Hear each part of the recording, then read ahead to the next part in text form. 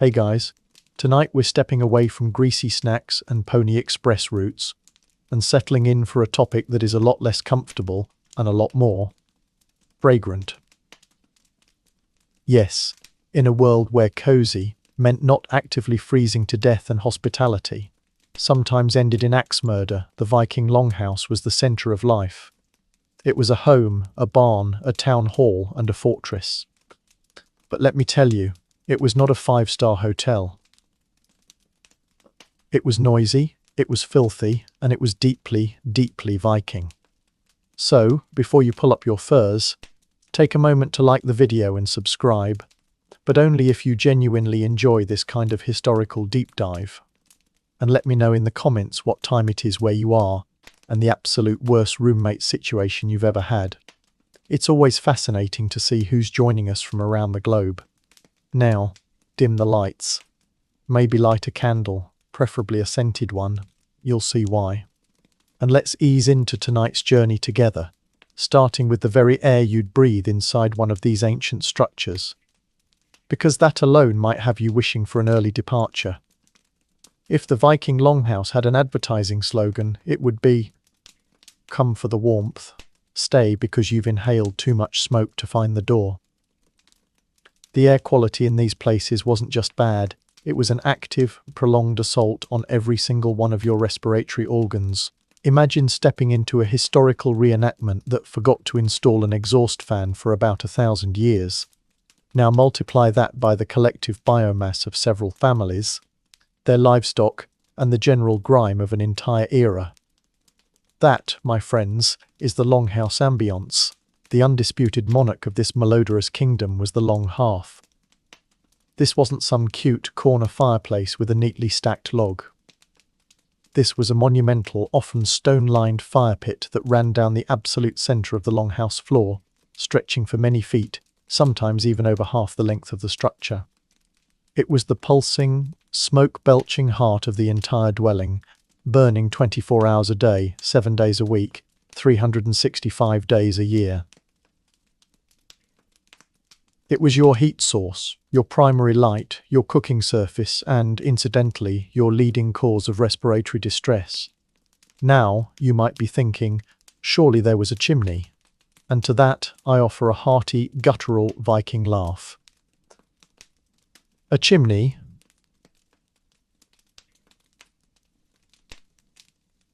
The ventilation system, in its most advanced form, was typically a hole in the roof, a single, usually unsophisticated opening called a lury or smoke hole. This opening served the dual purpose of letting some of the smoke out and letting a significant amount of rain, snow, and whatever else the Nordic skies decided to offer in. It was less a strategic ventilation design and more a happy accident of gravity. So, picture this. The fire, fueled by whatever was readily available, often damp, freshly cut wood or thick, pungent peat. Both of these generate a prodigious amount of acrid, heavy smoke. Instead of efficiently drawing upwards and out, this smoke would fill the longhouse in a dense, low-hanging cloud, creating a permanent, eye-watering haze that clung stubbornly to every surface, every person, and every living thing. It was less rustic fireplace and more indoor barbecue that's been running for 6 months straight without an exhaust fan. Except the barbecue is also your kitchen and your bedroom. The smoke would billow, eddy and swirl, never truly leaving, just shifting its oppressive weight from one part of the room to another, a thick, greasy, tar-laden fog that made your eyes sting and your throat scratch within minutes of entry. This wasn't just an inconvenience, it was a fundamental aspect of Viking life, with very real, tangible consequences. Modern archaeologists, studying the skeletal remains of Norse people, frequently find evidence of severe lung damage, including conditions consistent with chronic smoke inhalation. People weren't just living with the smoke, they were slowly, steadily, being cured by it, like human jerky. Their lungs adapted as best they could, but the cumulative effect was undeniable. Generations breathed this air, a constant reminder of both survival and a slow internal deterioration. So, when you think of a Viking warrior, don't just picture a fierce, muscled individual. Picture someone with a perpetual cough, eyes perpetually irritated, and a voice gravelly from a lifetime of speaking through a smoke screen. And the smoke was just the seasoning, mind you. The base layer of the Longhouse's olfactory experience was a rich, complex bouquet. We're talking about the deep, earthy tang of unwashed Vikings who hadn't seen a proper bath since the last summer solstice festival. Then there was the pervasive dampness of wool clothing that rarely, if ever, got a thorough cleaning. Add to that the yeasty, sour notes of stale ale and mead, perpetually brewing or being consumed. Then layer on the sharp, briny scent of dried fish, likely hanging from the rafters or being prepared over that omnipresent hearth. Throw in the heavy, sometimes faintly metallic aroma of rancid butter and other stored foodstuffs. And then, just when you think you've catalogued every possible indoor scent, you remember, we haven't even gotten to the livestock yet. Breathing in a longhouse wasn't respiration, it was an extreme sport, a forced participation in a 1,000-year-old unfiltered scent experiment. A night in such a place wasn't just an exercise in survival, it was an exercise in endurance against the very air itself. Imagine trying to fall asleep in that environment. Your eyes burning, your throat dry, every breath a conscious effort to filter out the particulate matter, all while a continuous column of smoke dances just above your head, a ghostly reminder of the constant fire. And as the night wore on, the air would only get heavier, thicker, more saturated with the combined odours of a living, breathing, unventilated community. It was the kind of air that would follow you, quite literally, clinging to your clothes and hair for days after your departure. You wouldn't just be remembering your visit to the Longhouse, you'd be wearing it. And this, my friends, is just the first layer of fear you'd experience. We haven't even talked about the company you'd be keeping, or the uninvited guests who'd share your bed, leading us to our next point about why a night in a longhouse was truly an experience to be endured rather than enjoyed. If the longhouse smoke didn't choke you, the total lack of privacy would absolutely finish the job, spiritually if not physically. Forget your own room.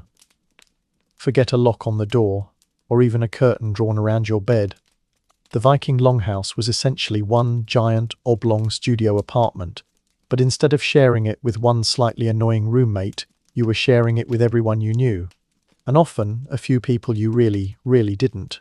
We're talking structures that typically range from 50 to a staggering 100 feet in length, sometimes even longer, and perhaps 15 to 25 feet wide. Now, cram into that single, cavernous space, not just a nuclear family, but the entire extended family. This meant mom, dad, all the kids, and Viking families tended to be rather robust. Plus Grandpa Thorfinn, who still insisted on telling sagas at 3 a.m, and your weird cousin Ornolf, who talked exclusively to his axe. Add to that all the farmhands, the various retainers, any indentured servants, and often even slaves. Suddenly, your cosy longhouse is bursting at the seams with anywhere from 20 to 50, sometimes even more, living, breathing, snoring, and arguing human beings. All in one, undivided space. Your sleeping arrangements? You weren't getting a memory foam mattress or even a cot. People slept on wide, sturdy wooden benches or built-in sleeping platforms that ran along the inner walls of the longhouse, flanking that massive central hearth. These benches weren't just for sleeping either. Oh no. This was the multi-purpose furniture of the early medieval world. You ate there, you worked there, you socialized there, you told sagas there, you patched your sails or sharpened your tools there, and when the day was done, you collapsed there. It was the medieval equivalent of an open-plan office, crossed with a railway station dormitory, except everyone was armed with sharp objects, and had a very low tolerance for nonsense. The sheer, unadulterated noise alone would be enough to drive a modern person to the brink. Imagine trying to get a decent night's sleep. The constant background hum of a burning fire, sure, that's almost soothing. But then layer on the sounds of life, children, perpetually in motion, screaming, playing, or crying at all hours. Couples, perhaps not always quietly, engaging in robust disagreements, or, let's be frank, other activities. Old men, like Grandpa Thorfinn, snoring with the kind of aggressive, guttural volume that only comes from a lifetime of breathing peat smoke and possibly a few too many horns of ale. Dogs, always present, barking at shadows or each other. And the intermittent sounds of work, someone might be grinding grain, another weaving, someone else tending the fire. There was no such thing as quiet time. There was no personal space in the auditory sense either. Your earplugs would have been, well, good luck finding any. The concept of alone time was simply not an option. You were always observed, always within earshot, always part of the collective. Every cough, every sneeze, every muttered curse, every attempt at intimate conversation. It all happened in full public view, or at least public hearing. The only privacy you got was closing your eyes and hoping nobody was watching you. Which, let's be honest, they probably were. It's like living in a permanent reality TV show, but with higher stakes and considerably worse hygiene standards. This constant, unavoidable social proximity meant that disagreements could simmer, rivalries could fester, and any personal foibles were immediately broadcast to the entire household. There was no escaping the interpersonal dynamics of your longhouse community. For us, raised in a world of private bedrooms, soundproofing, and personal boundaries, this is almost unfathomable. The sheer psychological weight of being perpetually on display, never truly alone with your thoughts, never able to retreat from the group, would be incredibly taxing. You couldn't just go to your room to decompress after a long day of raiding or farming. Your dreams, and we've already discussed how seriously the ancients took those in other cultures, would feel less like private visions and more like public performances, given the sheer lack of physical boundary between your sleeping form and everyone else's. This constant intimacy, born of necessity and survival, forged incredibly strong community bonds, yes. But it also forged a profound and inescapable lack of individual solitude. And this collective living arrangement brings us to an even more rustic element of longhouse life, because it wasn't just humans you were sharing your precious, limited space with. Oh no. The Vikings were nothing if not practical. Which leads us directly to our next segment, the surprising and often pungent cohabitation with your farm animals. So, you've endured the smoke, you've somehow navigated the perpetual lack of human privacy, and you've mentally adjusted to the persistent aroma of fermented grain mixed with livestock. Now, it's time to finally lay your weary head down. And this, my friends, is where the true terror of the Viking Longhouse might begin to manifest, not just around you, but on you. Forget memory foam, a spring mattress, or even a simple cot. Your bed was a marvel of ancient pragmatism, a testament to what happens when survival vastly outweighs comfort.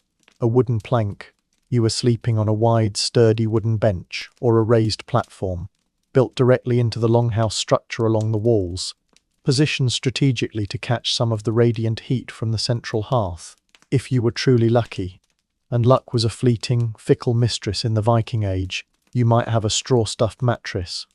This wasn't some plush, expertly crafted futon.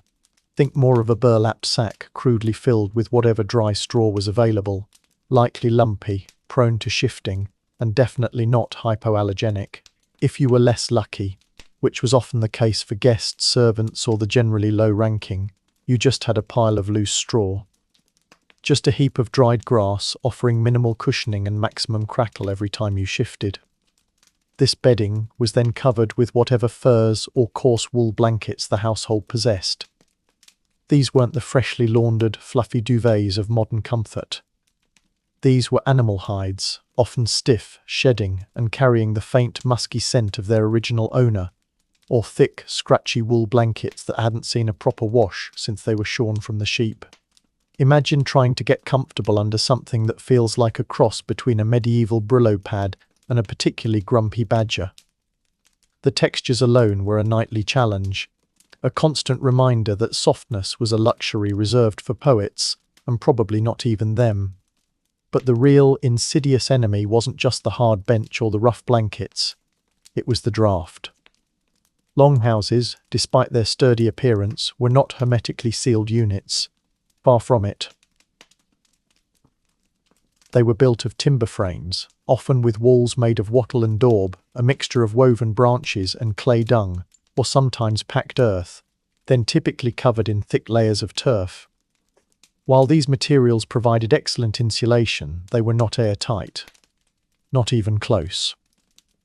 Frigid Scandinavian winds, which seemed to possess a sentient, malevolent desire to find every single crack and crevice, would whistle through the walls, creating invisible currents of icy air that turned your seemingly cozy sleeping bench into a drafty wind tunnel. You'd spend the night rotating like a rotisserie chicken, desperately trying to keep one side of your body from freezing solid, while the other side got lightly smoked by the hearth. It was a constant, losing battle against the omnipresent cold, a subtle, insidious torment that chipped away at any chance of genuine rest. And then, just when you thought the physical discomfort and the environmental assault couldn't get any worse, you'd become acutely aware of the pests. Oh, the pests. That straw bedding wasn't just for you, dear traveller. It was a thriving, 5-star, all-inclusive resort for an entire, bustling ecosystem of unwelcome guests. We're talking about legions of fleas, tiny, relentless, blood-sucking acrobats who found the straw a perfect breeding ground, and your warm body an irresistible all-you-can-eat buffet. Lice, those miniature scalp explorers, were also a guaranteed, constant companion, burrowing into hair and fabric with impunity. And beneath the straw, scuttling through the packed earth floor, were the mice, always present, always hungry, and always seeking warmth. You weren't just sleeping, you were hosting an involuntary, multi-species slumber party, where you were the main course for several of the attendees. The incessant itching, the frantic scratching, done as subtly as possible, given the lack of privacy, the eerie rustling in the straw.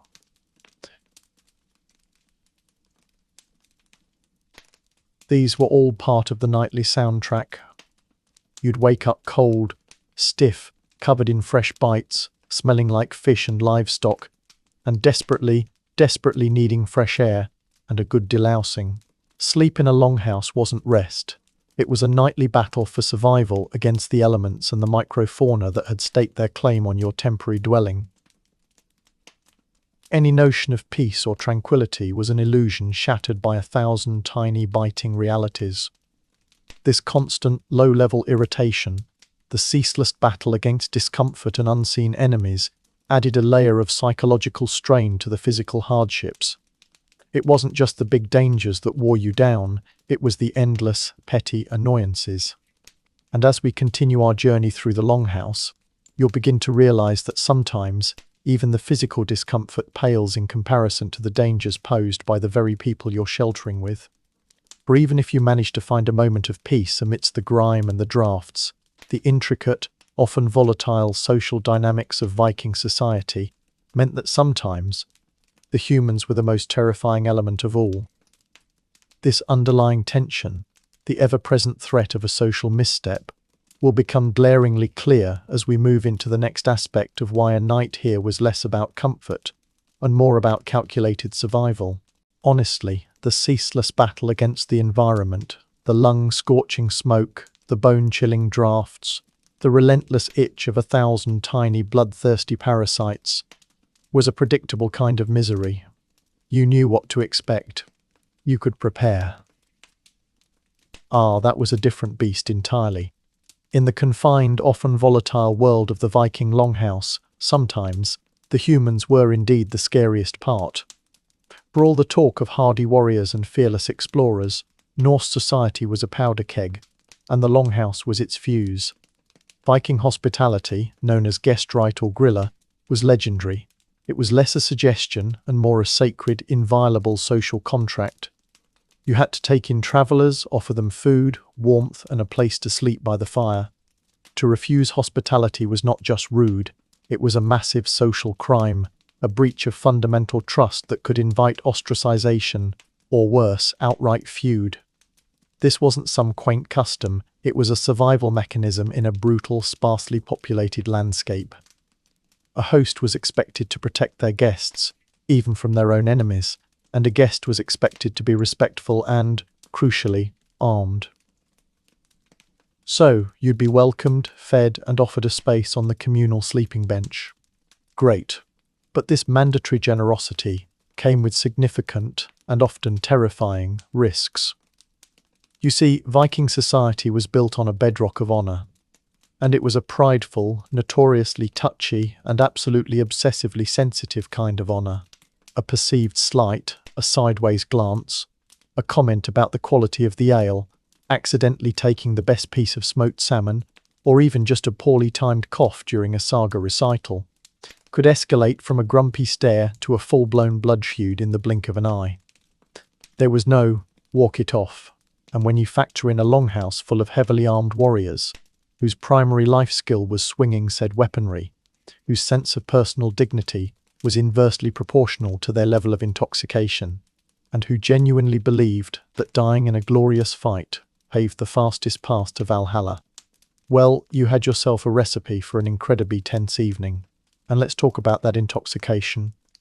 Ale and mead weren't just beverages in the longhouse, they were essential parts of daily life, consumed in vast quantities. While often of lower alcohol content than modern spirits, the sheer volume consumed meant that people were almost perpetually in a state of tipsy to outright drunkenness.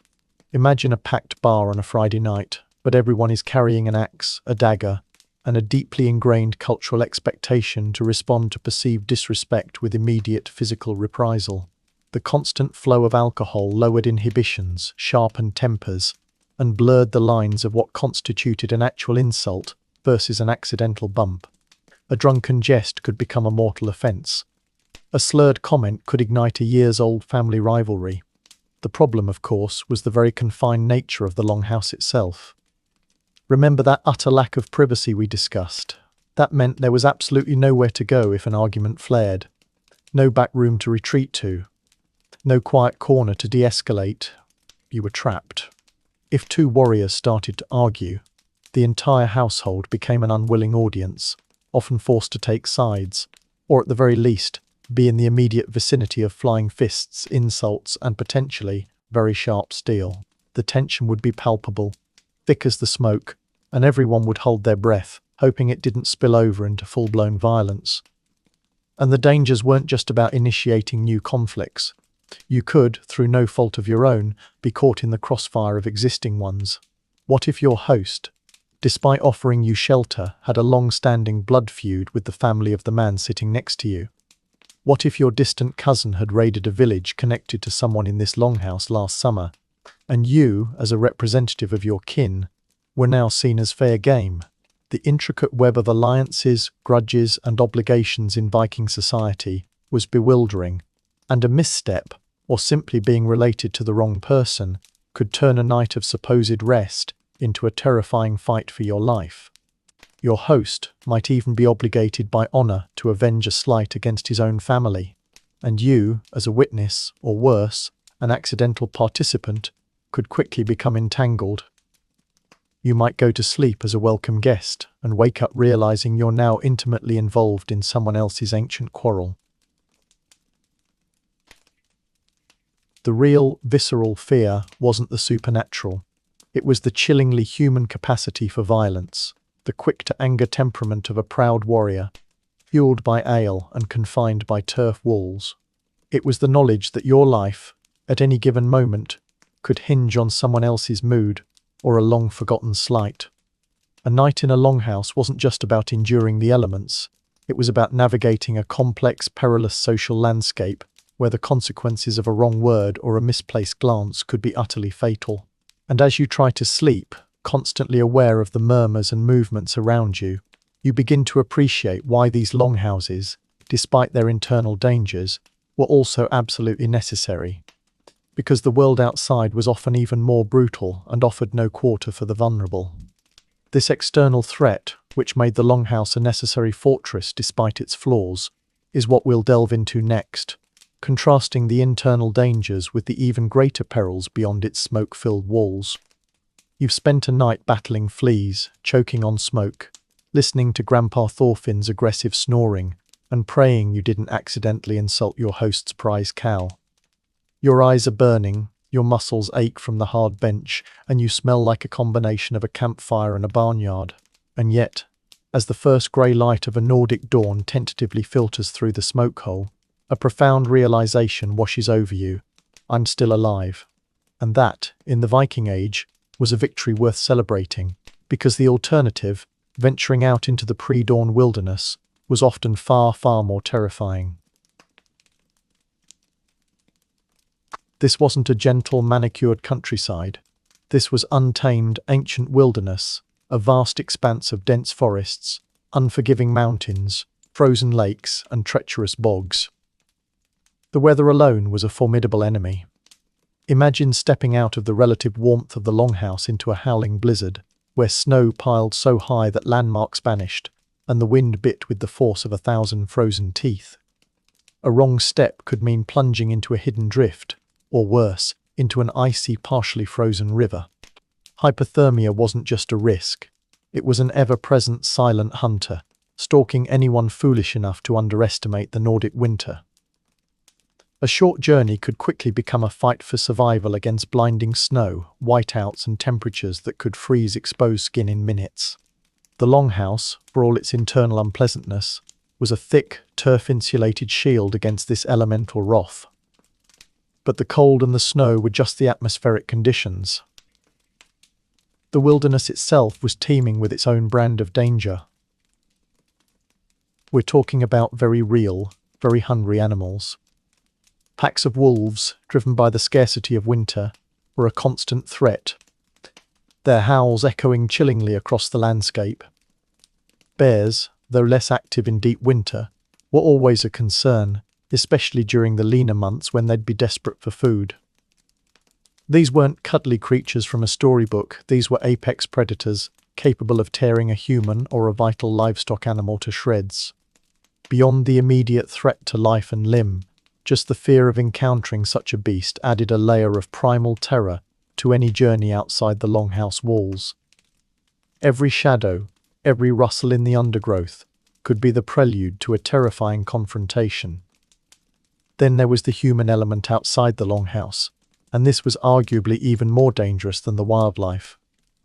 The Viking Age, for all its romanticized sagas, was a deeply violent and unstable time. There was no centralized police force, no quick call to 911. Justice was often a matter of personal vengeance or clan loyalty. Outlaws and bandits roamed the less settled areas, always on the lookout for a lone traveler or a vulnerable settlement. A rich fur cloak, a well-made weapon, or even just the supplies you were carrying could make you a target.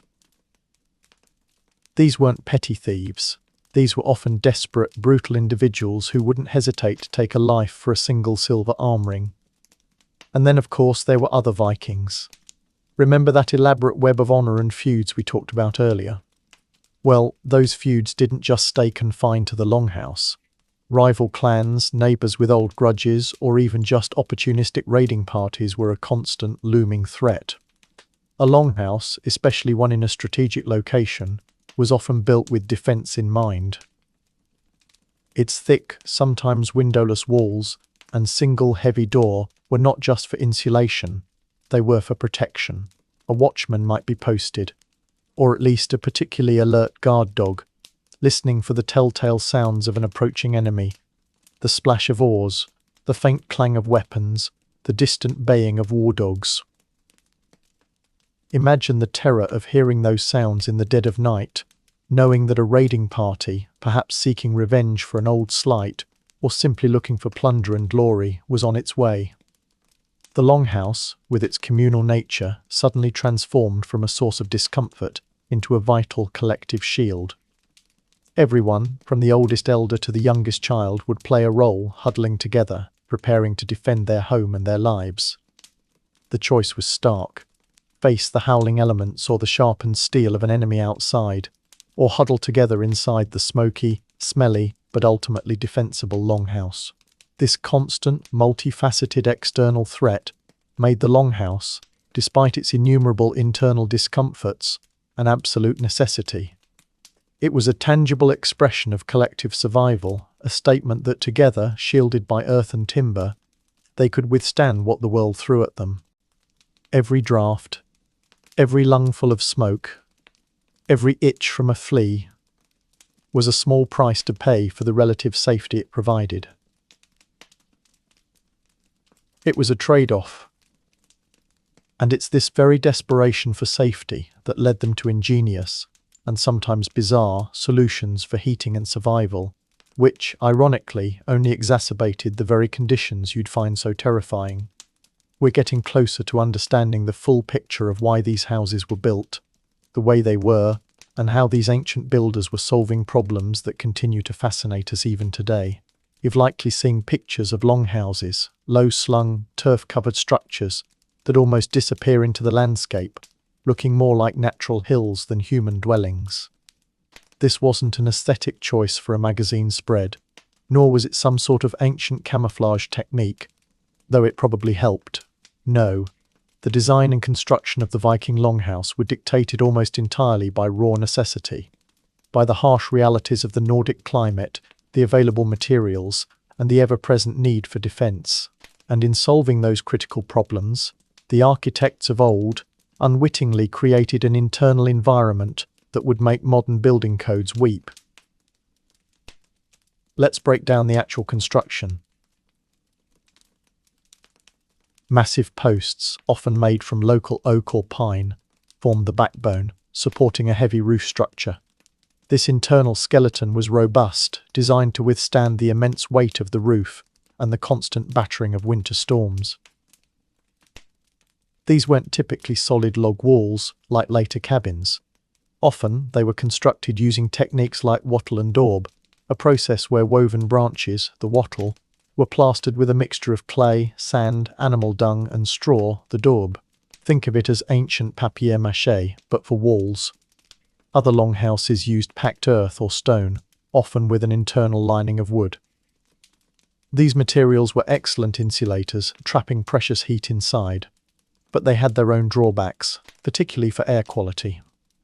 And then, the pièce de résistance, the turf roof. This was arguably the longhouse's most defining feature and its most effective defence against the elements. After the timber framework was covered with layers of birch bark or planks, thick sections of grass-laden turf were carefully laid over the entire structure, often in multiple layers. This created an incredibly effective living insulation system. It kept the interior warm in winter and surprisingly cool in summer. It was fire-resistant mostly. It blended seamlessly into the landscape. It was, in short, a brilliant feat of sustainable local architecture. But imagine an entire, living, damp and occasionally muddy garden growing directly over your head, constantly shedding earth and detritus into your already dusty, smoky interior. It was a cozy blanket, yes, but one that came with its own ecosystem of bugs and a faint, ever-present earthy dampness. Perhaps the most immediately striking and disorienting architectural choice was the near-total absence of windows. Modern homes prioritize light and views, but in the Viking Age, windows were a liability. They were weak points in a defense, letting in cold drafts, which we've already discussed are persona non grata, and they were difficult to construct effectively. So, most longhouses had either no windows at all, or just tiny, high-set slits, designed more for minimal light ingress than for viewing the outside world. This meant the interior was almost perpetually dim, even during the day. The only real illumination came from that central, smoke-belching hearth. You lived in a perpetual twilight, a shadowy existence where every corner held secrets, and every figure was half obscured by smoke and gloom. It fostered a sense of claustrophobia and a reliance on the flickering, unreliable light of the fire, making the longhouse feel less like a home and more like a cavern, especially at night. Access to this subterranean-like dwelling was typically through a single, heavy door, often made of thick planks and reinforced, sometimes even with a heavy bar or internal lock. This single point of entry was crucial for defense, a bottleneck against potential attackers, or even just the savage winter winds. But it also meant that egress was limited. If there was a fire, and remember that huge central hearth, or an internal conflict, your options for a quick escape were severely constrained. You were in, and you were often in for the long haul. The overall effect of this construction was an incredibly enclosed, dark, and often oppressive internal environment. While these features were ingenious for insulation and defense against external threats, the very things that made staying inside a necessary evil, they also amplified all the internal issues we've been discussing. The lack of proper ventilation meant the smoke lingered. The turf roof and earth walls, while insulating, contributed to dampness and provided homes for insects. The windowless gloom made the confined space feel even smaller, exacerbating the lack of privacy. It was a testament to the Vikings' pragmatism. They built structures that kept them alive, even if those structures slowly eroded their lungs, their sleep, and their peace of mind. This wasn't a failure of design. It was a masterful adaptation to extreme conditions, a compromise where survival was the absolute priority. And while their physical survival depended on these ingenious structures, the daily reality of living in such close, often unhygienic conditions had significant implications for their health, leading us to consider another grim reality of Longhouse life, the pervasive and often invisible threats to their well-being, which even the thickest walls couldn't keep out. So, you've endured the architectural charms of a windowless, smoke-filled, animal-sharing dwelling. You're probably feeling a bit grimy, a little itchy, and definitely in need of a good scrub. And that, my friends, brings us to perhaps the most profound source of underlying fear in a Viking longhouse: the pervasive, life-threatening, and utterly inescapable lack of hygiene. Forget your antibacterial hand gel. In the Viking Age, your immune system was essentially running a constant, desperate marathon, and it was almost always losing. Let's start with the basics: washing. In the Viking Age, not so much. While the Vikings were, by some accounts, considered quite clean for their time, they used combs and sometimes bathed in hot springs or saunas. This was a far cry from modern standards. A full bath might be a weekly or even monthly communal affair. And by bath, we're talking about a large tub of heated water shared by multiple people, or a dip in a cold river after a sauna. Your average daily clean involved a quick splash of water if available, and a lot of vigorous scratching. Clothes were made of wool or linen and were rarely washed, accumulating layers of sweat, dirt, smoke, and whatever else clung to them from the longhouse environment. Imagine wearing the same thick woolen tunic for weeks on end, perpetually permeated by the longhouse aroma. That, my friends, was your daily attire. This communal living, combined with infrequent washing, created an ideal breeding ground for skin parasites. We briefly mentioned fleas and lice earlier as an annoyance, but they were far more than that. These tiny, blood-sucking creatures were not just irritating, they were constant companions, sharing your furs, your hair, and your every waking and sleeping moment. The itching would be relentless, a low-grade torture that added to the overall misery. And while a bit of scratching might seem minor, widespread infestations could lead to infected sores, secondary bacterial infections, and generally wear down your body's defenses. You were, quite literally, a walking, breathing cafeteria for a thriving microfauna. Now, let's talk about waste management. This is where things get truly, shall we say, rustic. There were no indoor plumbing, no flushing toilets, and certainly no septic systems. Human waste was disposed of in privy pits, usually located just outside the longhouse, or sometimes in designated areas within the byre section, where it mingled with animal waste. While attempts were made to keep these areas separate and clean, the reality of packed earth floors, porous materials, and the constant traffic of humans and animals meant that contamination was a daily fact of life. Muddy boots would track whatever was outside. Inside, animal waste from the byre, despite partitions, inevitably contributed to the overall unsanitary conditions. This created a fertile breeding ground for bacteria and disease, a constant, invisible threat lurking beneath your feet. And this leads us directly to the realm of disease. In such close quarters, with constant exposure to human and animal waste, unwashed bodies, and airborne particulates from the smoke, illnesses spread like wildfire. A single person with a cough or a fever could rapidly infect the entire household. Respiratory infections, exacerbated by chronic smoke inhalation, were rampant. Dysentery, caused by contaminated food or water, was a terrifyingly common and often fatal ailment, leading to rapid dehydration and systemic collapse. Worms and other intestinal parasites were endemic, passed through poor sanitation and communal living. The proximity to livestock also meant the risk of zoonotic diseases, illnesses that jump from animals to humans, adding another layer of microbial danger. Food preparation itself was a minefield of potential contamination. Meals were cooked over the open, smoky hearth, often with minimal separation from the bustling longhouse activity and the adjacent animal byre.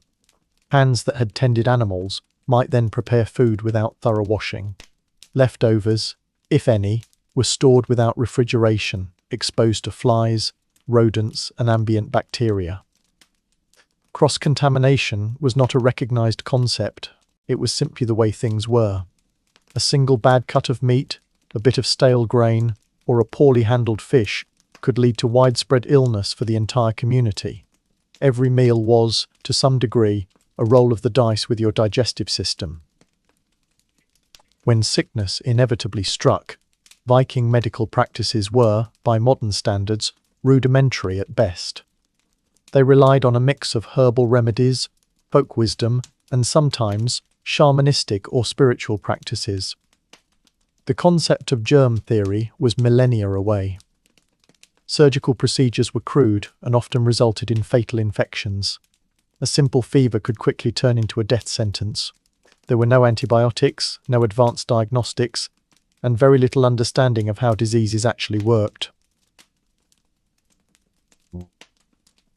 Your survival depended almost entirely on the strength of your immune system, a bit of luck, and the effectiveness of local medicinal plants or the village healer's incantations. So, a night in a Viking longhouse wasn't just physically uncomfortable, it was a constant, low-grade biological war being waged within your own body. You'd be breathing compromised air, sleeping in a nest of parasites, surrounded by potential vectors for disease, and eating food prepared in conditions that would send a modern health inspector into a full-blown panic attack. Every ache, every cough, every stomach cramp would carry a deeper, more existential dread. Is this the one? Is this the invisible enemy that finally takes me down? This constant battle against illness and discomfort contributed to a worldview of harshness and resilience, a world where life was short and brutal, and survival was a daily triumph. And it's this very worldview, born of such challenging environments, that truly defines the spirit of the age. A spirit that would face challenges both great and small, and ultimately shape the legends we still tell today. You've endured the architectural charms of a windowless, smoke-filled, animal-sharing dwelling. Your eyes are burning from the smoke.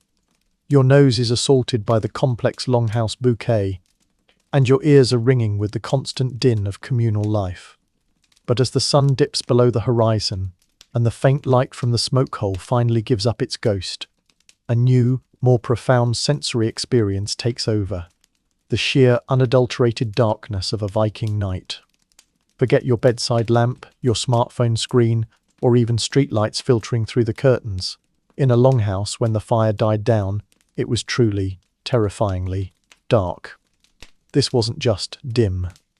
This was the kind of deep, absolute dark that modern humans, saturated with artificial light, rarely experience. The longhouse was built to be a fortress against the elements, and that meant minimal openings.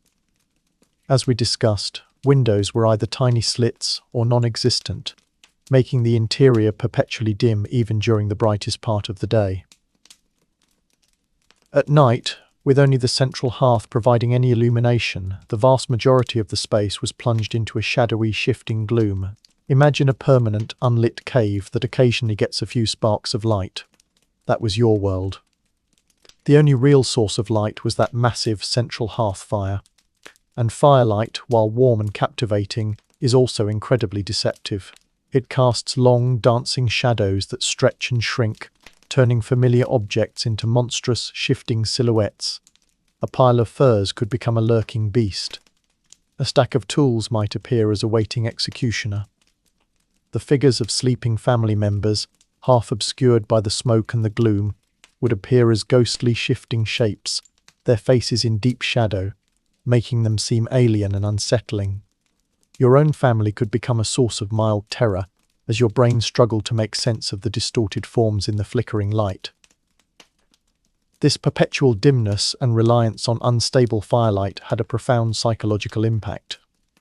For one, it exacerbated the sense of claustrophobia that already came from living in such close quarters. The walls felt closer, the roof lower, the space more constricting when you couldn't clearly see its boundaries. Your brain, starved for visual information, would start to play tricks on you.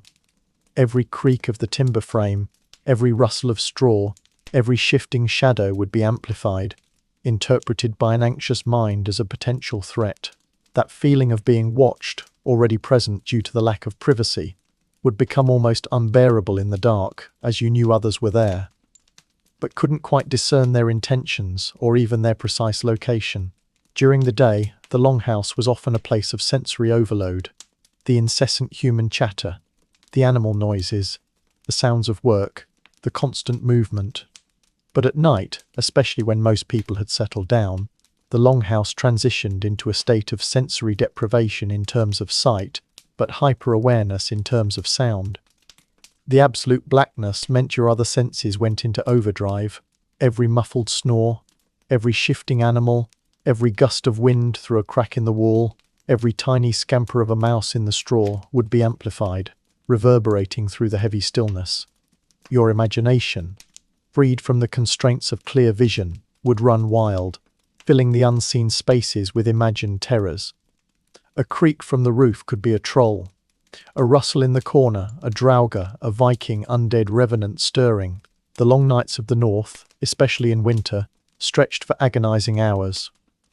Imagine trying to get a full night's sleep when the only source of light is casting unsettling shadows, and every sound is magnified by the darkness. This environment naturally fostered a deep-seated superstitious fear. In a world with little scientific understanding, the unknown was easily attributed to malevolent forces. The flickering firelight, the deep shadows, the amplified sounds. These were perfect conditions for the belief in unseen beings. Trolls, mischievous landwights, or vengeful spirits of the dead were not abstract concepts. They were very real, potentially lurking just beyond the edge of the fire's reach, emboldened by the dark. Your mind, exhausted and hyper-vigilant, would readily conjure images of these mythical creatures, making the darkness a living, breathing threat. Furthermore, the act of simply moving around in this environment was a perilous undertaking. If you needed to get up for any reason in the middle of the night, perhaps to tend to the fire or answer nature's call, which meant a trip to the cold, dark privy outside, you'd be fumbling, tripping, and stumbling in near-total blindness. The risk of kicking a sleeping relative, stepping on a dog, or even bumping into a sharpened axe left carelessly on the floor was incredibly high. Every nighttime excursion was a navigation challenge, adding another layer of physical anxiety to the psychological dread. So, a night in a Viking Longhouse wasn't just physically uncomfortable, it was a profound sensory challenge, particularly for your eyes and ears. You'd be living in a world of perpetual twilight and shifting shadows, where the only light distorted reality and the darkness magnified every fear. It was an environment perfectly designed to amplify anxieties, making the familiar strange and the unknown terrifying. And it is this very world, filled with its own unique blend of myth and grim reality, that we will continue to explore as we delve deeper into the pervasive spiritual fears that haunted every Viking's thoughts, even in the safety of their home, leading us into the dark and often terrifying realm of their beliefs and superstitions. You've likely heard stories of the Norse gods, Odin, Thor, Freya, grand, powerful deities overseeing Valhalla and epic battles. But for the average Viking trying to get through a long, dark night in their smoky dwelling, the gods were often distant, far more immediate and infinitely more terrifying. were the host of lesser, often malevolent, beings that populated their world. In a longhouse, where the darkness was absolute and the sounds were amplified, the line between reality and the supernatural was razor-thin, and every unsettling noise could be the whisper of something truly sinister. This wasn't some abstract folklore for bedtime stories. These spirits and wights were as real to the Vikings as the axe hanging by the door. And many of them were not just outside the longhouse, they were believed to be dangerously close, sometimes even residing within the very fabric of the home. Imagine trying to sleep, knowing that any unexplained sound, a rustle in the thatch, a groan from the timber, a sudden chill in the air could be attributed to a hungry draugar or an offended landvatir. First, let's talk about the draugar. Draugar were revenants, the walking dead, the restless corpses of those who had died improperly, or who were simply too greedy or malevolent to stay in their graves. They were often said to be disproportionately strong, to swell to immense sizes, and to carry the stench of death. And here's the kicker. Burial mounds, which were the final resting places of important ancestors, were often located terrifyingly close to longhouses, sometimes even within sight. The spirits of these ancestors were meant to protect their living kin, but a draugar? A draugar would rise from its mound, guarding its treasures with a terrifying zeal, driving people mad, inflicting illness, or even killing those who disturbed it. So as you lay in your bench, every creak in the longhouse could be a structural groan, or it could be the first, slow shuffle of a massive dead hand reaching for the latch. The fear wasn't just of death, it was of undeath, of a loved one or a feared enemy returning from the grave to terrorize the living. And in the oppressive darkness, your mind would easily conjure the image of a grotesque animated corpse, its eyes glowing with malevolent fire, just beyond the edge of your perception. Then there were the landvatir, the land spirits. These were nature spirits, protectors of specific places, a field, a stream, a hill, or even the very land upon which the longhouse was built. They were not inherently evil,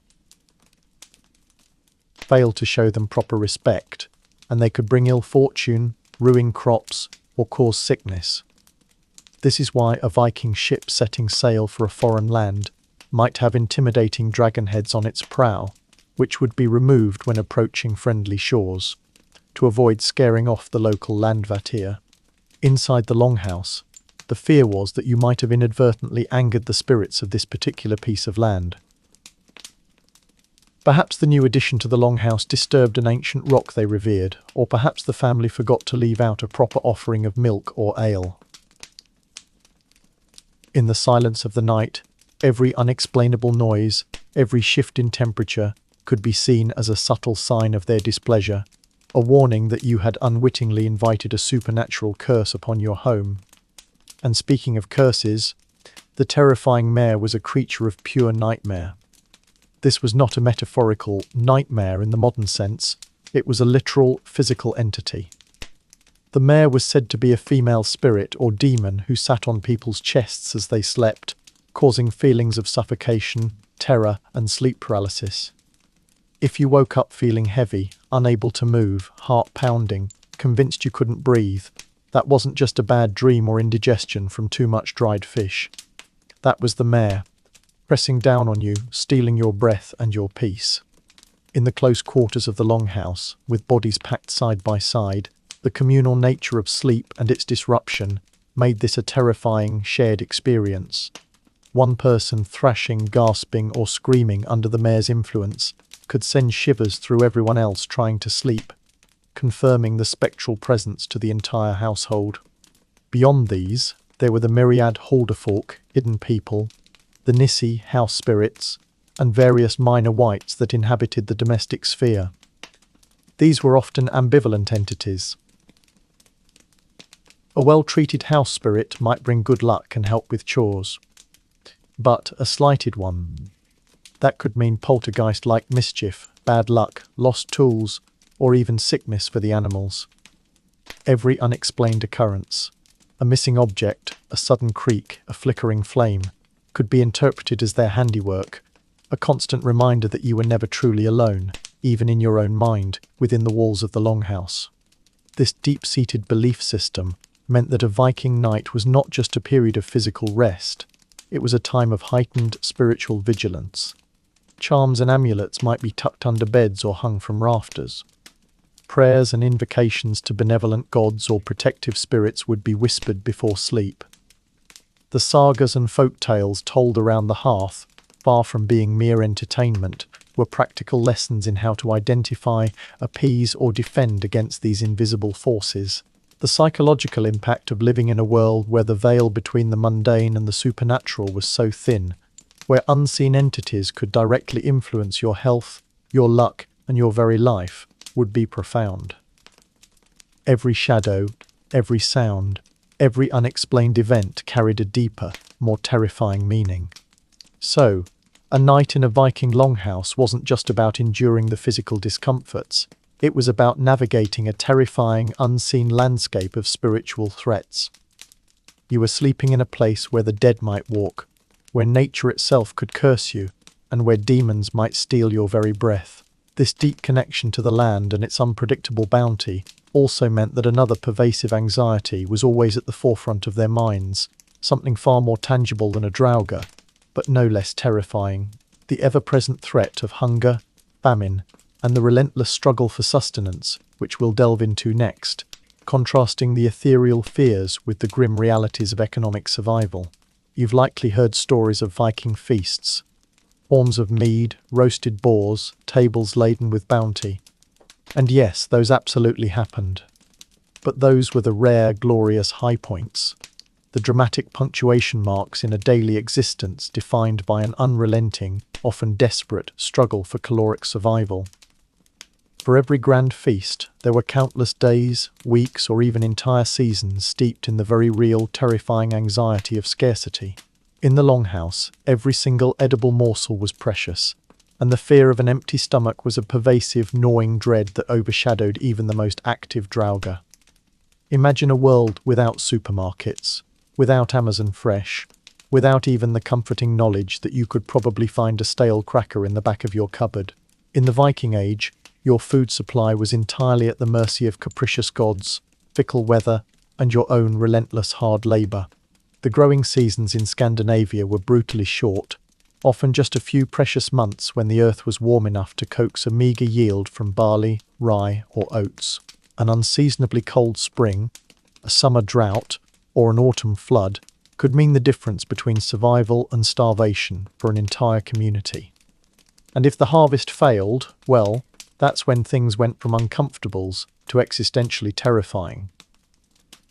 So, what exactly was on the menu for your average Viking, day in and day out? Not exactly a culinary adventure, I'm afraid. Think of it as a masterclass in preservation and grim practicality. Your diet was largely dictated by what could be caught, hunted, gathered, or grown, and then, crucially, what could be made to last. That meant a lot of dried fish, herring, cod, haddock, salted and air-dried, until it was as hard as leather and tasted of concentrated ocean. You'd chew on this like jerky, its intense saltiness only intensifying your thirst, which, remember, was satisfied with low-alcohol ale, not clean water. Then there were salted meats, usually pork or mutton, packed in barrels, designed to survive months of storage, but often tasting undeniably of the barrel.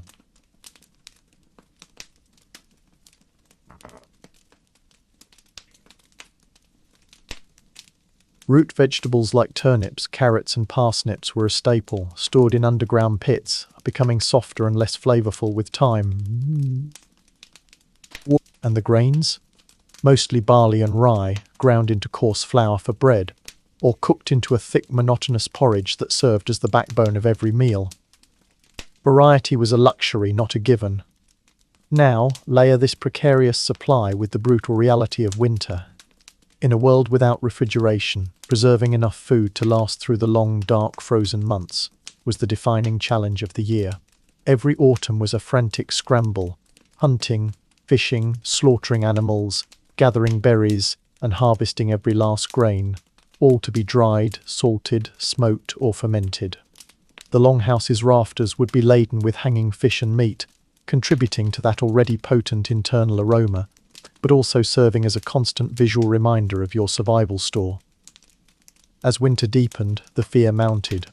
Were the stores sufficient? Had rats or insects gotten into the barrels? Would a sudden, prolonged cold snap mean less foraging and a quicker depletion of supplies? The weight of these questions hung heavier than any axe. This wasn't just a concern for the poor. Even wealthy families had to contend with the limited yields of the land and the challenges of preservation. However, food also served as a stark social and status symbol. A noble's longhouse might have more varied and abundant stores, supplemented by hunting and the tribute of their tenants.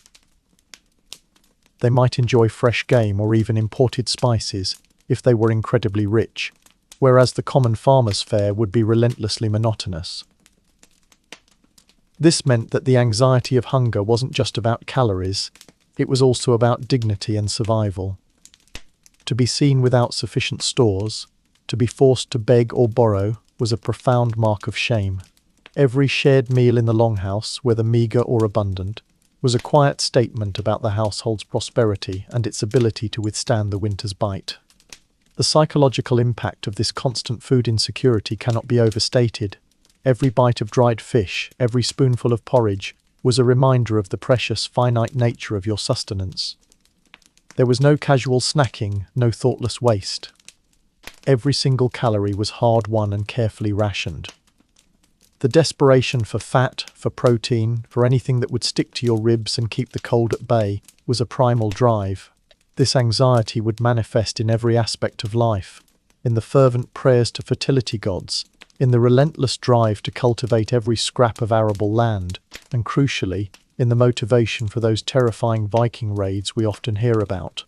Because ultimately, the relentless pressure of feeding a growing population in a challenging environment was a major impetus for Viking expansion and trade. When your own land couldn't provide enough, you looked elsewhere. You traded for grain, for salt, for exotic foodstuffs. Or, if trade wasn't an option, you raided for them. The wealth and resources acquired from abroad weren't just for glory, they were often vital supplements to a precarious domestic food supply. The gold and silver were nice, sure, but the sacks of grain and the herds of cattle captured from richer, more fertile lands were often life-saving. So, as you lay there in the longhouse, your stomach rumbling softly in the vast, smoky dark, you wouldn't just fear the draugar or the axe-wielding cousin. You would fear the lean times, the empty stores, the withered crops. You would fear the slow, insidious creep of hunger, knowing that for all the longhouse's protection against external raiders, it was utterly defenseless against an empty larder. And as this primal fear of starvation settled into your bones, you'd also become acutely aware of the constant effort, the sheer physical toil required just to survive, tying every single aspect of longhouse life back to the relentless demands of the working day, a topic that deserves its own exhausting exploration as we continue our journey. You've heard the sagas speak of fierce warriors, glorious battles, and epic voyages. And yes, the Vikings were certainly capable of all that. But for every raid, every journey, there were countless days, weeks and years of relentless, monotonous physical toil back home. The vast majority of people living in a longhouse weren't professional raiders or kings. They were farmers, fishermen, artisans, and labourers. Their lives were a ceaseless cycle of sweat, calluses, and an almost unimaginable amount of manual effort, all just to keep the longhouse fed, warm, and standing. Imagine waking up, still stiff from your wooden bench, your lungs protesting the smoke, and immediately facing a daunting list of tasks that today would require heavy machinery, electricity, or at least a team of specialists. There was no weekend. There was no retirement. You worked from dawn until dusk, every single day, pausing only for meagre meals and whatever sleep your body could snatch. And your labour was vital for the survival of every single person in that crowded longhouse. The fear of being unable to perform, of falling ill or getting injured and becoming a burden, was a profound and constant anxiety. Let's break down a typical Viking's day, because it was far from glamorous. If you were a farmer, your work was dictated by the seasons. Spring meant ploughing fields with oxen, not tractors, sowing seeds by hand and repairing fences. Summer was a constant battle against weeds, a race to grow and harvest crops before the short Nordic season ended, all done under the relentless extended daylight of the northern latitudes. Harvest was a frantic, all-hands-on-deck effort, bringing in every last stalk of barley or rye, threshing it by hand, and storing it away for the lean winter months. Your entire family, children included, would be out in the fields, bent over, breaking their backs from sunrise to sunset. If you were involved in animal husbandry, your days were filled with herding sheep, milking cows, remember those longhouse roommates, shearing wool, mucking out the byre, even if it was inside your home, and slaughtering animals for meat and furs. Every animal required constant care, and any loss due to illness or predators was a direct hit to the longhouse's vital resources. The tasks were repetitive, physically demanding, and absolutely crucial. Firewood wasn't delivered to your door, it had to be chopped, split, and hauled from the forests. A monumental effort that occupied much of the year, especially leading up to winter. Timber for construction, for repairs, for tools. It all had to be felled, shaped, and transported by hand. The women of the longhouse, far from being idle, were equally engaged in this relentless toil, grinding grain by hand, a crushing, hours-long daily task. Baking bread, preparing meals, spinning wool into yarn, weaving fabric on upright looms, making and mending clothes, and caring for the children, often while simultaneously managing the dairy or brewing ale. Their labour was the invisible engine of the household, just as vital as the men's. And then there was the ongoing maintenance of the longhouse itself.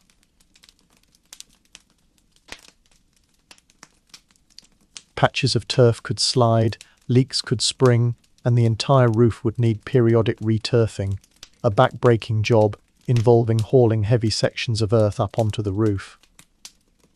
Walls needed patching, benches needed mending, and the floor, constantly trafficked by humans and animals, needed regular resurfacing with fresh earth or ash. It was an endless battle against decay and the elements, a constant physical effort just to keep your primary shelter intact. The tools for all this labour were rudimentary by modern standards. Axes, adzes, hand ploughs, simple spinning wheels and looms. Everything was operated by sheer muscle and skill. There were no fossil fuels, no electric motors, no hydraulic lifts. Every ounce of energy came from the food you ate and the strength of your own body. This constant, unyielding physical exertion meant that most Vikings, especially common folk, were incredibly strong and resilient, but also prone to injuries, chronic aches, and early onset arthritis. A broken bone, a severe cut, or a debilitating back injury could easily be a death sentence, as it would render you unable to contribute to the collective survival, making you a burden rather than an asset. The fear of injury was therefore not just a fear of pain, it was a fear of societal abandonment and a slow, agonizing demise. So, a night in a Viking longhouse wasn't just about enduring the immediate discomforts. It was about the heavy, psychological weight of knowing that the moment you woke, the relentless grind of survival would begin anew. There was no escape from it. Your value, your very existence, was tied to your capacity for work. This profound understanding of human vulnerability and dependence on collective effort also made them fiercely protective of their culture and their very identity, particularly when faced with external pressures from the emerging Christian world. A clash of ideologies that would add another layer of fear and uncertainty to their rapidly changing lives, which we will explore next. You've likely heard of Odin and Thor, of Valhalla and Ragnarok, of the fierce, glorious pantheon that fueled Viking sagas and justified their warrior ethos. These weren't just stories, they were the very bedrock of their cosmos, explaining life, death, and everything in between. But as the Viking Age wore on, particularly from the 9th century onwards, a new, relentlessly persistent and utterly foreign belief system began to creep into their world, like an unstoppable tide: Christianity. And for a Viking, A night in a longhouse could be filled with a terrifying, profound uncertainty about which god to appease, which tradition to uphold, and whether the very fabric of their world was unraveling. Imagine the confusion, the internal conflict. For generations your ancestors had honoured the Essa and Vanir. You learned of Thor's hammer protecting against giants, Odin's wisdom guiding kings, and Freya's beauty ensuring fertility. Your very understanding of honour, of death, of the afterlife was rooted in these myths. The world was alive with Landvatir and Draugr, and rituals to appease them were part of your daily rhythm. Then strange ships arrive, bearing not just trade goods but foreign priests speaking of a single, all-powerful and rather unforgiving god. A god who demanded exclusive loyalty, frowned upon raiding sometimes, and promised either eternal bliss in a place called heaven or eternal torment in a place called hell, depending on whether you embraced his teachings. Talk about an existential crisis. This wasn't an academic debate, it was a deeply personal and often divisive issue that tore through communities, families, and even within individuals. In many longhouses, you might have fervent pagans coexisting uneasily with recent converts. One brother might still be offering sacrifices to Thor, while another, perhaps after a successful trading journey to Christian lands, wears a tiny cross around his neck. Imagine the tension around the hearth, one person whispering prayers to the old gods for a good harvest, while another secretly crossing themselves, hoping to avoid divine wrath from the new one. Dinner table conversations, already fraught with potential feuds, now carried the added weight of eternal damnation. The fear wasn't just about choosing the right god, it was about the very real prospect of divine wrath from both sides. What if you converted, and Odin, feeling betrayed, sent a terrible storm to sink your ships, or a harsh winter to destroy your crops? The old gods, after all, were known for their powerful tempers. But what if you stubbornly clung to the old ways, and the Christian God, known for his vengeful Old Testament tendencies, condemned your soul to an eternity of fire and brimstone? This was a lose-lose scenario from a spiritual perspective, a cosmic gamble with stakes higher than any gold hoard. Every misfortune, a failed hunt, a sick child, a broken tool, could be interpreted as a sign of divine displeasure from some deity, leaving you scrambling to figure out which one you'd offended. Then there was the very real threat of cultural erosion and loss of identity. Christianity came with its own set of laws, its own customs, its own ways of life that often clashed with existing Norse traditions. The emphasis on meekness over martial prowess, the condemnation of polygamy, common among some powerful Vikings, and the shift from blood vengeance to forgiveness. These were radical, unsettling concepts. What would happen to the sagas? To the very sense of what it meant to be a Viking. The Longhouse, a bastion of tradition, suddenly became a battleground of evolving identities. This fear of losing oneself, of watching your ancestral ways slowly fade, was a powerful and often unarticulated anxiety. And let's not forget the political and social pressure. Conversion wasn't always a matter of pure faith, it was often a strategic decision. Kings and chieftains, seeing the growing power and wealth of Christian Europe, sometimes converted to gain alliances, trade advantages, or simply to avoid costly conflicts. When the chieftain converted, the pressure on his household, his family, and his tenants to follow suit would have been immense. You might be forced to abandon your ancestral beliefs, not out of conviction, but out of necessity, fearing social ostracization, loss of land, or even outright violence from your own leaders, or from aggressive Christian missionaries backed by powerful foreign kingdoms. A night in the Longhouse could be spent silently agonizing over these impossible choices, weighing your soul against your survival. Finally, there was the tangible, terrifying reality of violence in the name of religion.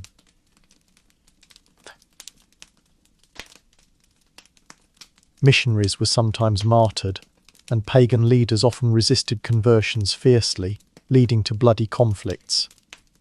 Conversely, once a region converted, there could be pressure, sometimes violent, to eradicate the remnants of the old faith.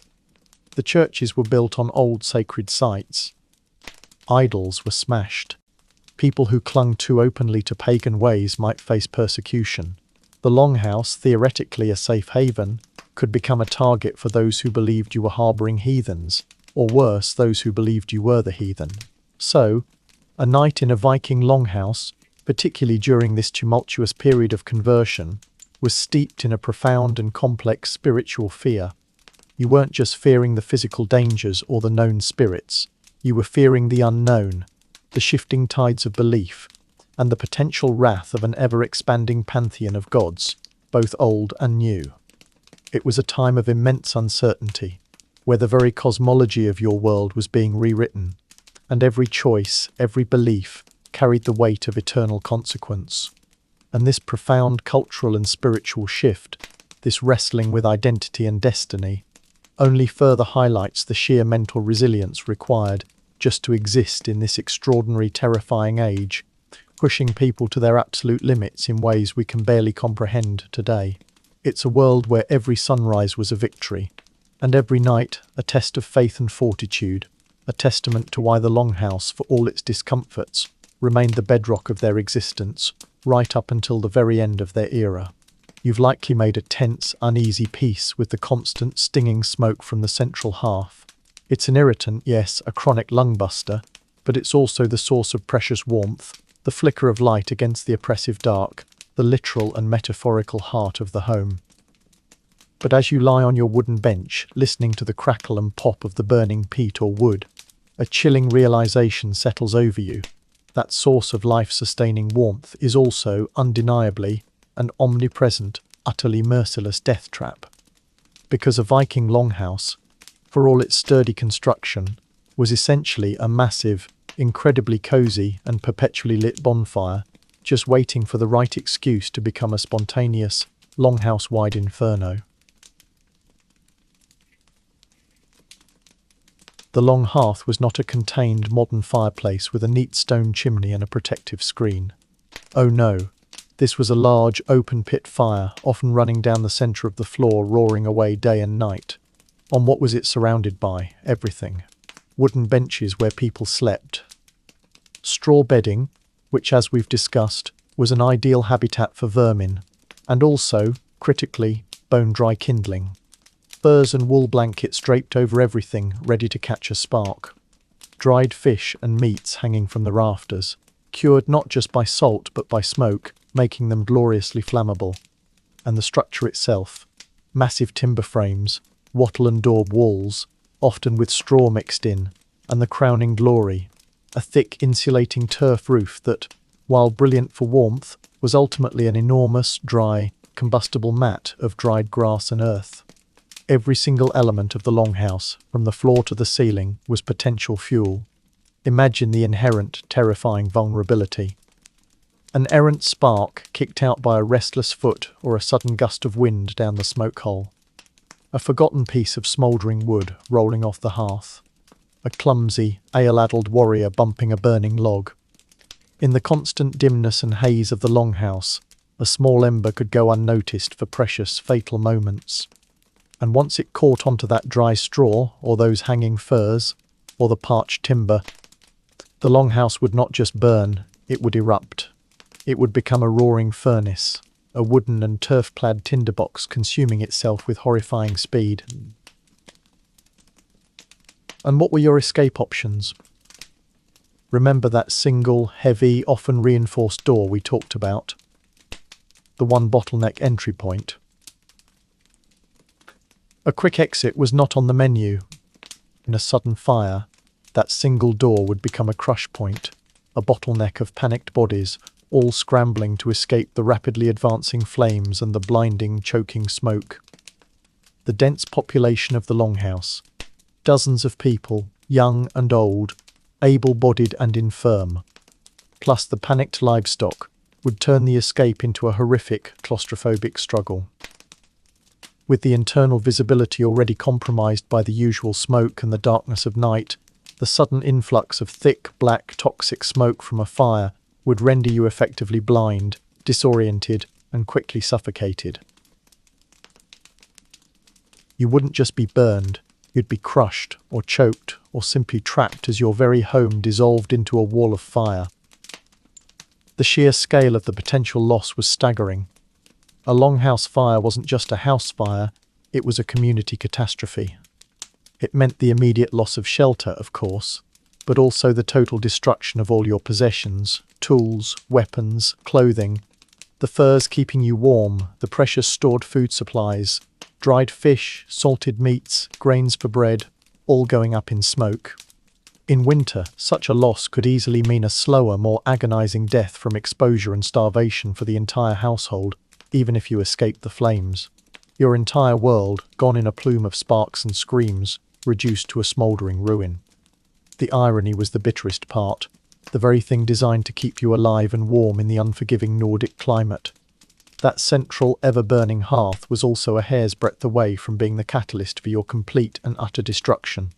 It was a constant, low-grade terror, a perpetual gamble with fire, forcing a vigilance that never truly rested.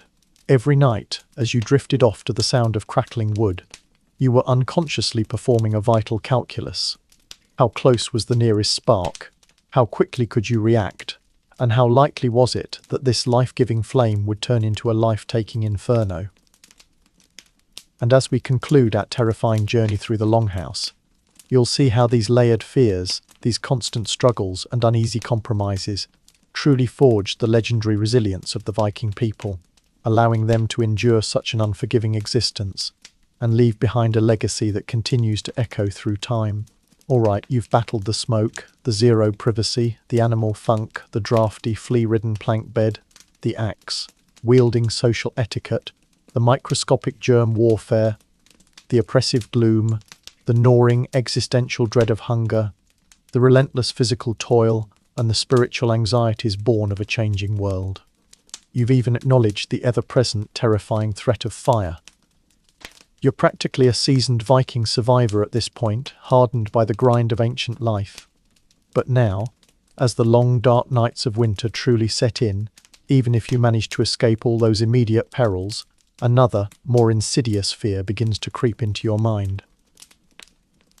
It's not a sudden, violent death, but a slow, soul-crushing erosion of the spirit, a psychological torment born of profound monotony and isolation. Because in a Viking longhouse, particularly during those endless winter months, you weren't just fearing for your body, you were fearing for your very sanity. You've likely heard stories of the epic voyages and glorious raids of the Vikings. We picture them on their longships, exploring new lands, battling fierce enemies. But for the vast majority of the year, and for the vast majority of the population, life was a stark contrast to those thrilling sagas. Life was, in a word, confined, and nowhere was this confinement more acutely felt than during the soul-crushing, seemingly endless grip of the Nordic winter. In the Longhouse, when the blizzards raged outside, your world shrank to the dimensions of those smoke-filled, crowded walls, and your mind, starved of stimulation, became a far more terrifying battleground than any shield wall.